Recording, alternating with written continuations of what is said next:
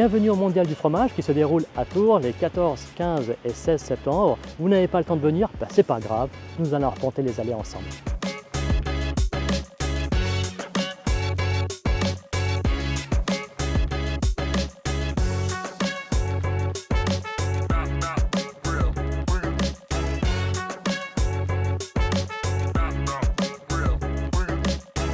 Au Mondial du fromage à Tours avec Ainhoa de la maison Bassidara. Bonjour, comment vas-tu? Ça va très bien. Et toi? Ça va, je te remercie. Merci de m'accueillir sur ce stand. Aujourd'hui, quelque chose d'un peu particulier. On est dans le Mondial du fromage à Tours, mais en même temps, on a des produits un peu particuliers. On ne va pas en dire plus. Quel est ton centre d'intérêt, Ainhoa? Mon centre d'intérêt aujourd'hui, c'est de pérenniser, de valoriser une filière agricole sur un territoire, donc nous, avec Bassidara, sur le Pays Basque. Voilà, comment mieux rémunérer les éleveurs, comment continuer à exister dans 30 ans et comment aujourd'hui conforter notre modèle qui existe et qu'il faut venir conforter. Voilà, il y a un peu un côté développement durable, c'est bien ça. Un petit côté développement durable, comment on boucle la boucle, comment on vient revaloriser l'ensemble des produits qu'on génère sur la laiterie et donc des coproduits. Et on va parler un petit peu particulièrement du lactosérum. Lactosérum. Alors qu'est-ce qu'on fait avec le lactosérum aujourd'hui? Qu'est-ce qu'on peut faire? Alors on peut faire beaucoup de choses avec le lactosérum et nous on a décidé de faire des produits d'hygiène et de cosmétiques, donc des crèmes, des savons, des gels douche, des shampoings à base de lactosérum parce que le lactosérum a des vertus hydratantes et antioxydantes qui sont reconnues. Donc on a décidé aujourd'hui de lancer une nouvelle marque. D'accord, c'est du purement théorique ou ça y est, c'est créé? Non, ça y est, c'est là. Ah, tu peux nous en présenter un par exemple? Oui, par exemple, hop, je vous présente un savon solide, donc verveine feuille de figuier à base de lactosérum et un shampoing fruits du soleil à base de lactosérum aussi. Pas mal. Merci beaucoup Ainhoa. J'espère que vous allez essayer ces produits. On les trouve où ces produits? Ces produits, vous pouvez les acheter en ligne actuellement donc pour la vente internationale, donc sur www.onacosmetic.fr et sinon dans les pharmacies parapharmacies du Pays Basque et du Sud des Landes. Toujours au Mondial du fromage à Tours avec Claire aujourd'hui. Bonjour Claire. Bonjour Rachid. Comment vas-tu? Impeccable. Alors, est-ce que tu pourrais situer un petit peu la ferme Ulteria? Eh bien, Claire Jeunet, j'ai créé la ferme d'Ulteria en 2020. C'est une chèvrerie-fromagerie où on transforme tout notre lait en fromage de chèvre au lait cru. D'accord. Dont notamment le Vézé, notre spécialité où on a eu la médaille d'or. Donc c'est un fromage en forme de dôme. Donc nos chèvres, du coup, on travaille en pâturage, en moulage à la louche, en fromage de chèvre fermier, au petit lait. Ok. Tu as tes propres chèvres, c'est bien ça? Tout à fait, on a 160 chèvres. 160 chèvres. En pâturage, on a planté 2500 arbres, on a fait un écosystème. Ok. Au Mondial du fromage aujourd'hui, à Tours, qu'est-ce que tu recherches dans ce mondial? Eh ben, c'était l'occasion ici de rencontrer nos clients, les fromageries avec lesquelles on travaille. Et voilà, c'est une très belle journée riche en rencontres. Bon, Claire, on en sait un peu plus. Je te souhaite un bon salon. Eh bien, merci, à bientôt. À très bientôt.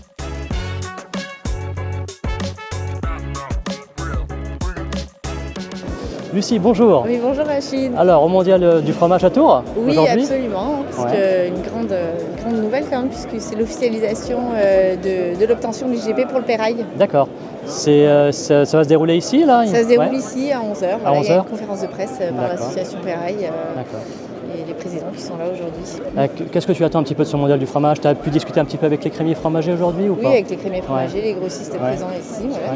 C'est toujours très intéressant de venir à la rencontre des gens qui vendent nos fromages. Ouais. Tu as un stand ou pas? Pas de stand cette fois-ci. Pas de stand, d'accord. Peut-être pour la prochaine fois? Peut-être pour la prochaine fois, certainement. Tu étais présente au marché des producteurs en avril à Rungis, à la maison Bruel Rungis. Oui, tout à fait. Qu'est-ce que tu en as pensé? Alors moi j'ai trouvé ça super de pouvoir justement être au contact des fromagers qui se sont déplacés pour venir goûter nos produits et en même temps ce petit côté très convivial et très chaleureux pour pouvoir rencontrer tous nos homologues qui fabriquaient eux aussi des fromages. C'est ce qui différencie un petit peu le marché des producteurs à Rungis et le Mondial du fromage à Tours? C'est peut-être pas la même chose? Non, c'est plus intimiste, c'est plus petit et de fait beaucoup plus chaleureux et convivial. Si c'était à refaire, tu le ferais?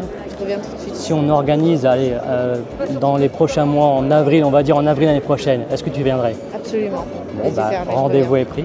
Ça marche, et bien en avril alors. Merci Lucie, à très bientôt.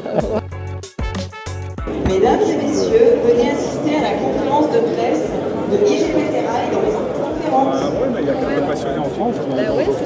Alors, est-ce que j'ai trouvé le fameux espace de conférence. Il me semble que c'est là. Donc on va essayer de... Ah, je vois Lucie préparer son kakémono. Je vais retourner la caméra. Hop.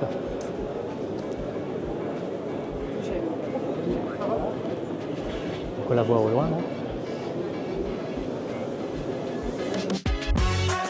Là, on va assister à la première conférence concernant l'IGP Perrail. Merci, cher président d'honneur. Est-ce que, en 2 mots, tu peux nous dire d'où vient le mot Perrail? Alors, Perrail, il y a le mot pierre, perralière. Donc la pierre, vous voyez, qui est installée devant moi, c'est un évier, ni plus ni moins qu'un évier en pierre. Et c'est sur cet évier en pierre que les paysannes, dans la sous-garde, faisaient le Perrail, faisaient goûter le Perrail. Voilà, donc je vais donner la parole à Pierre qui va nous donner la raison pourquoi on a voulu protéger ce produit. Oui, bonjour à tous. Voilà. Moi je suis un berger. Là je traite des brebis.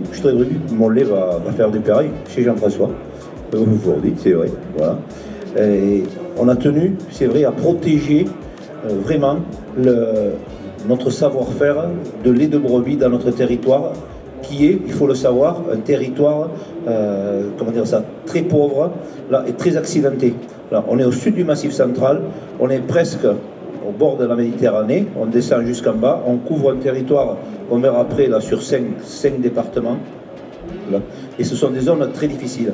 Donc, si on n'a pas la brebis, on n'a rien. Il faut le savoir. On l'a déjà dit, à nos responsables politiques que chez nous, s'ils enlèvent la brebis, c'est des canadaires qu'il faudra à notre place. Là, parce qu'on est là vraiment pour entretenir du territoire et on a besoin d'avoir un produit quand même. On ne peut pas toute la vie vivre qu'avec des aides pour subsister sur des régions, pour occuper un territoire. À un moment, il faut lier une économie à un territoire. Et c'est pour ça qu'on s'est battu pour que ce Perrail puisse garder son identité à côté de celui du Roquefort. Donc on va essayer de se faire une place pour pouvoir un petit peu déguster le fromage. Hop.